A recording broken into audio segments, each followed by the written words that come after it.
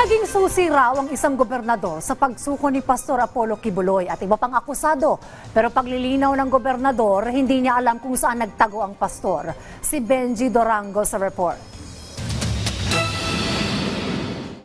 Sa mahabang mensahe ni Attorney Israelito Torion sa Facebook matapos mapasakamay ng mga otoridad si religious leader Apollo Kibuloy, una niyang pinasalamatan si Davao del Norte Governor Edwin Hubahib. Si Hubahib ang tumulong kay Kibuloy na makalapit sa ISAF para sa kanyang pagsuko. Ibig sabihin, siya ang unang taong nakaalam na susuko na si Kibuloy. August 30 o ikapitong araw ng paghahanap ng mga pulis sa religious leader, kinakausap na ni Torion at BOD ng KOJC si Hubahib. Na gusto nilang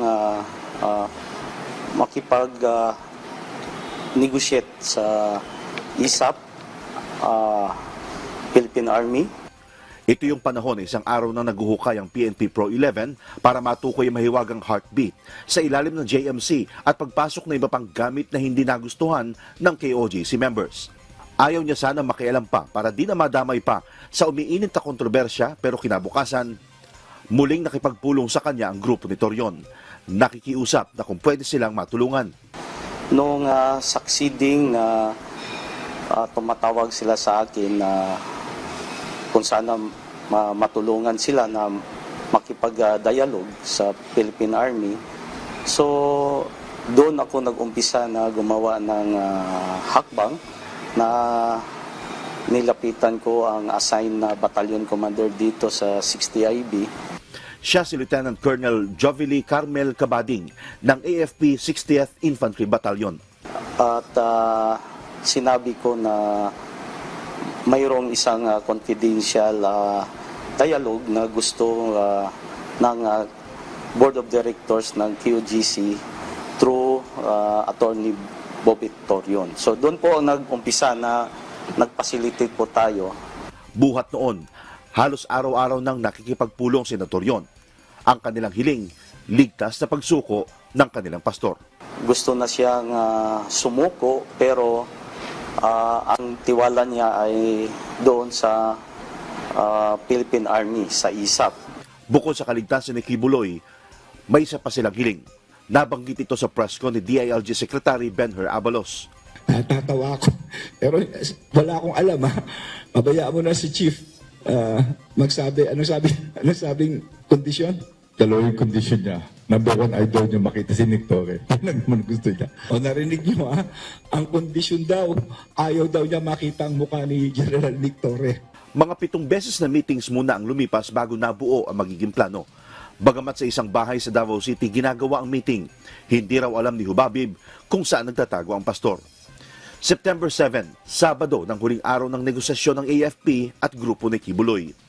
Dito na pag-usapan kung paano ilalabas sa pinagtataguan ng pastor. Yun ang parang semi-final namin na nag-uusap at ang napag-usapan na maghintay ang ISAF sa final decision ng Board of Directors at ni Attorney Torion na sila mismo ang magdala kay Pastor Kibuloy.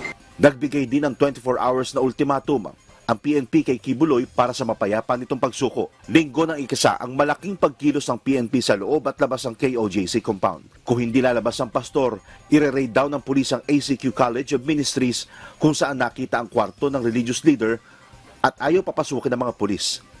Wala pang nakakalam ng pagsuko mano ni Kibuloy. Pero 5:06 ng hapon, nakita pa ng media si Torion na nagmamadaling pumasok sa KOJC compound. Hindi na siya muling nakita pang lumabas ng gate.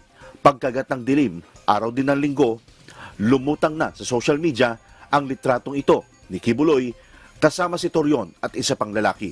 Napasa kamay na ng mga otoridad si Kibuloy, base na rin sa kumpirmasyon ni DILG Secretary Benher Abalos. Marami na ring rebelde ang sumuko kay Hubahib at pinagpapasalamat niya ang pagtitiwala sa kanya ng kampo ni Kibuloy. Wala daw silang personal na relasyon ng pastor, pero naging kliyente na rin siya minsan ni Torion. Siguro nakitaan lang tayo ng tiwala sa atin na kung paano tayo mag-handle ng negotiation na kumbaga honest to goodness tayo na makipag-usap hanggang sa mai-deliver natin yung pinag-usapan. Pagkatapos makuha si Kibuloy at iba pa niyang kasama, parang magkakaibigang nagpaalaman sa loob ng KOJC ang mga miyembro nito at pulis. Sila at si Yubabib masaya dahil ang kinatatakutang gulo ng linggo nauwi sa mapayapang pagdakip sa mga akusado na 16 na araw ng hinahanap ng batas. Mula dito sa Davao City, Benji Durango para sa Pambansang TV sa Bagong Pilipinas.